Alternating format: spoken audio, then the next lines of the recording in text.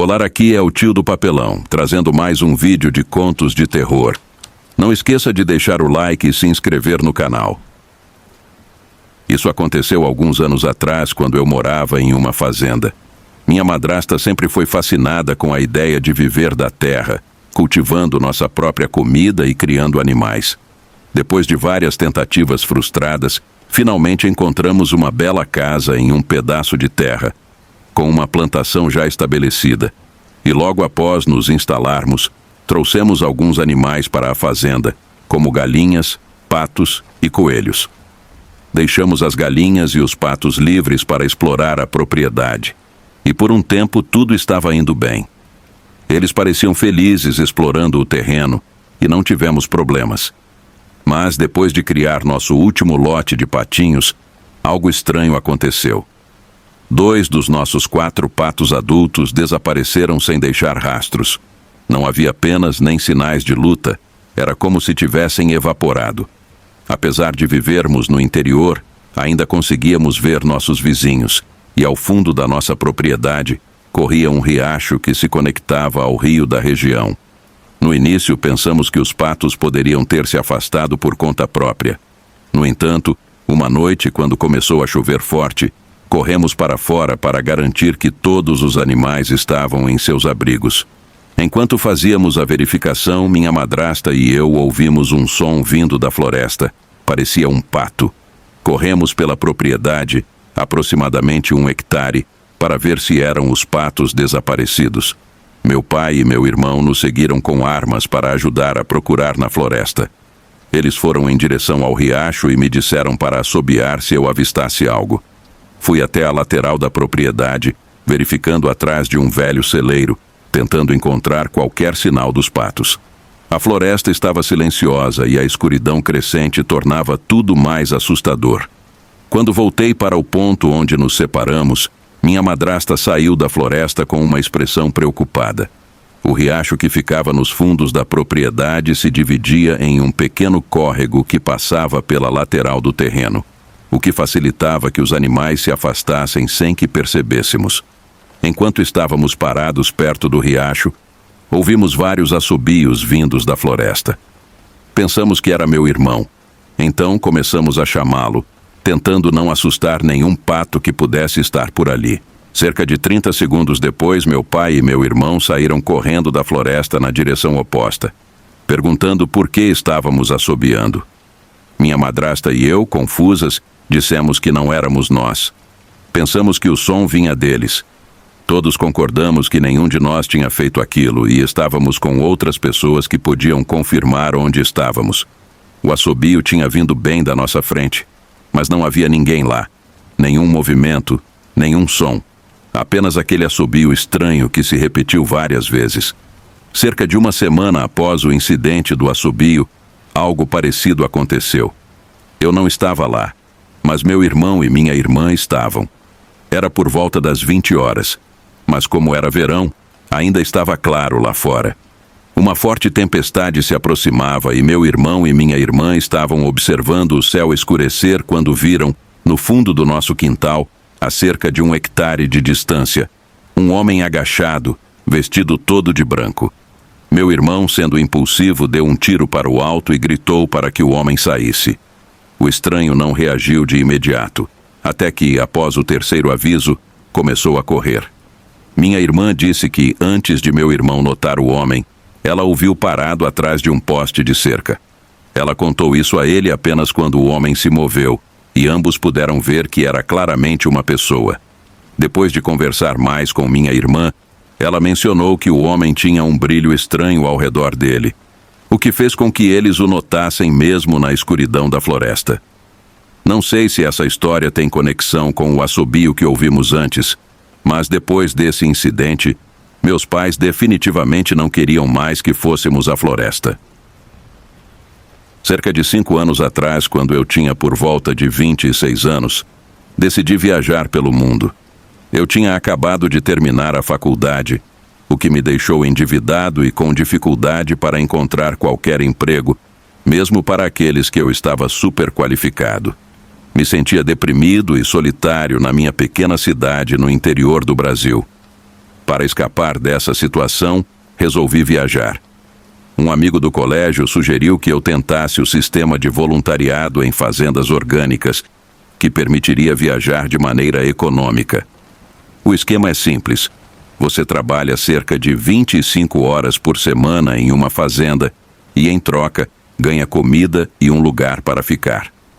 O legal é que existe uma grande comunidade de viajantes fazendo o mesmo, então é fácil conhecer novas pessoas. Você acaba cercado por gente de várias partes do mundo, e isso te tira da zona de conforto. Além disso, você tem a chance de explorar novos lugares enquanto reflete sobre a vida e descobre novas coisas.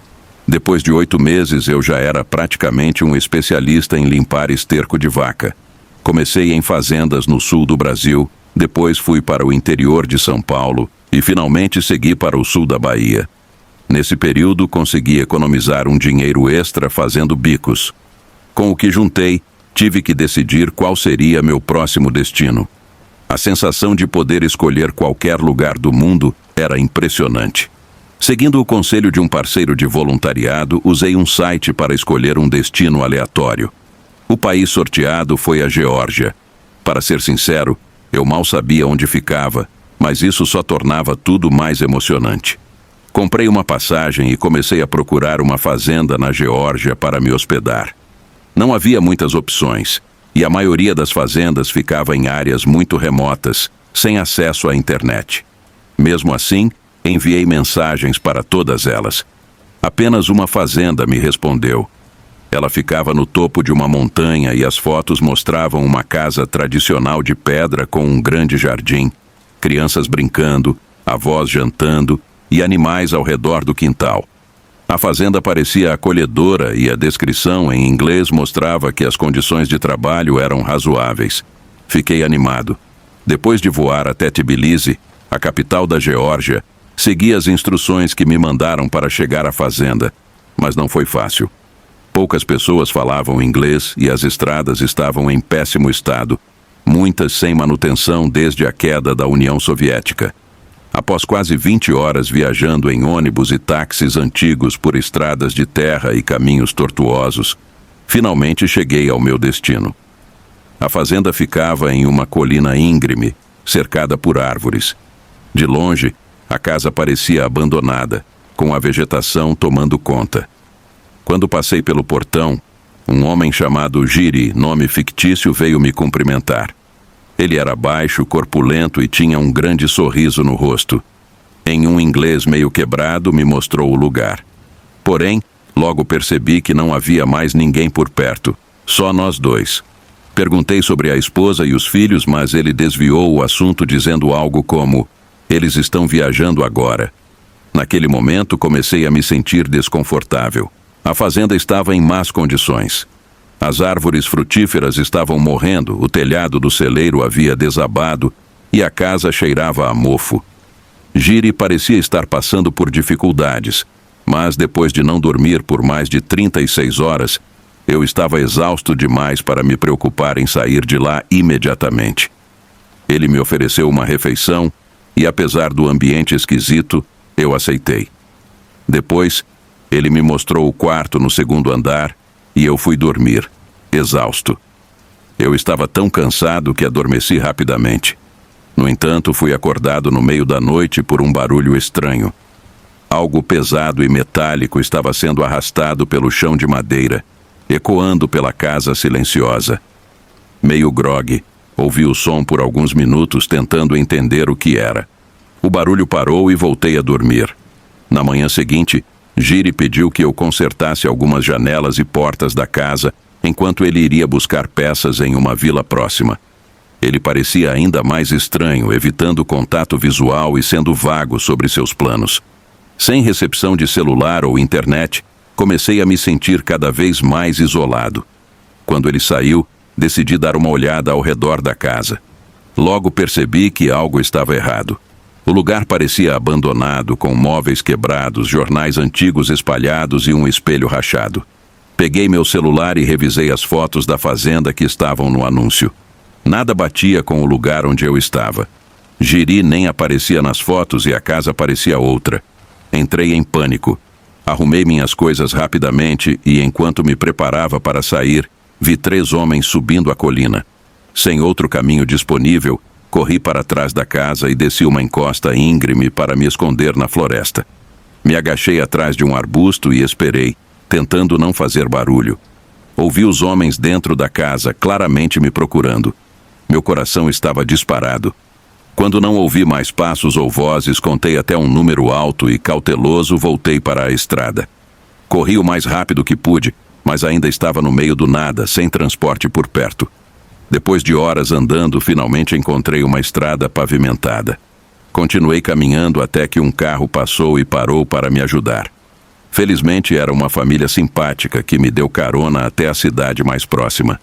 Alguns dias depois, a lista da fazenda desapareceu do site e nunca mais ouvi falar de Jiri. Algumas pessoas riram dessa história, dizendo que ele e os amigos talvez só quisessem conversar. Mas eu confio no meu instinto. Algo muito estranho estava acontecendo ali. Eu morava com minha tia, meu tio e meus irmãos mais velhos em uma área remota, longe de outras casas. Nossa casa era cercada por um vasto pasto, sem nada além de campos abertos ao redor. Em nossa propriedade havia uma velha cabana abandonada que nunca usávamos. Meu tio José adorava me contar histórias sobre a terra em que vivíamos, especialmente sobre as pessoas que moraram lá muito antes de nós. Numa noite, ele decidiu me contar uma história particularmente assustadora. A velha cabana, no meio do nosso pasto, pertencia a um fazendeiro e sua filha pequena. Eles viviam sozinhos lá, e o pai trabalhava duro para manter a fazenda. Sua filha, Clara, tinha apenas cerca de 6 anos. Era uma menina adorável, com pele clara, longos cabelos escuros e uma personalidade alegre. No entanto, um dia, enquanto o fazendeiro estava usando seu trator para colher as plantações, um terrível acidente ocorreu. Clara estava brincando perto de onde ele trabalhava e, quando o fazendeiro a viu, já era tarde demais. Ele tentou gritar para que ela se afastasse, mas o pior aconteceu. Quando ouvi essa história sendo tão pequena, achei difícil acreditar que algo tão trágico pudesse realmente acontecer. Talvez eu simplesmente não quisesse acreditar, porque a história me assustava muito. Meu irmão, Marcos, sempre foi o típico jovem forte e destemido, o tipo que nunca se assusta e raramente mostra emoções. Nunca o vi chorar até o que aconteceu em um fim de semana. Ele decidiu convidar alguns amigos para acampar e, com isso, optaram por ficar na velha cabana. Eles acharam que era uma boa ideia limpá-la e usá-la para a aventura. Passaram muito tempo preparando a cabana antes do acampamento. O curioso é que meu irmão e seus amigos não sabiam da história que meu tio José havia me contado sobre o fazendeiro e sua filha. Naquela noite, quando escureceu, os rapazes seguiram para a cabana. Fizeram o que garotos normalmente fazem quando estão juntos, se divertiram e conversaram. O que mais ficou marcado, no entanto, foi o que aconteceu quando eles se prepararam para dormir. Nunca vou esquecer a expressão de pânico no rosto de Marcos quando ele correu de volta para casa, acompanhado por seus amigos. Eles estavam todos visivelmente abalados, suando e sem fôlego. Marcos me contou que foi dormir um pouco mais tarde que seus amigos, deitado em uma das velhas camas da cabana. No meio da noite, ele acordou ao ouvir o som de alguém chorando, seguido por um grito fraco. O som parecia vir do pasto e o deixou muito assustado. Ele disse que sentia como se algo estivesse tentando entrar na cabana e não conseguia se livrar da sensação de estar sendo observado. No início, ele tentou ignorar, acreditando que poderiam ser apenas coiotes, mas o som do choro continuava, e ele não conseguia explicar aquilo. Frustrado, ele se sentou na cama. O que ele viu em seguida o aterrorizou profundamente. Uma garotinha estava parada ao pé da cama. Ele não conseguia ver claramente o rosto dela, pois seu corpo estava coberto de cortes, mas podia perceber que era muito jovem, com longos cabelos escuros.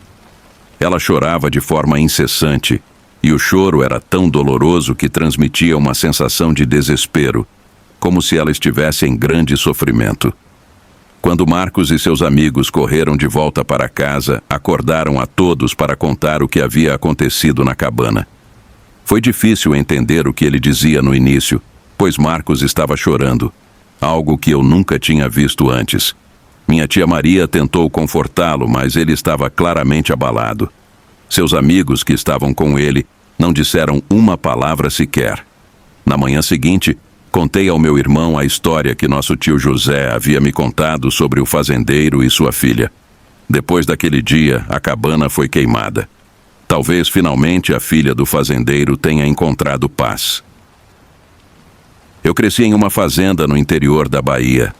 Meu irmão, que é 3 anos mais novo que eu, e eu passamos por uma experiência estranha quando éramos crianças. Nossa fazenda era imensa, com milhares de hectares dedicados principalmente ao plantio de milho. Quando o milho estava totalmente crescido, os campos pareciam não ter fim.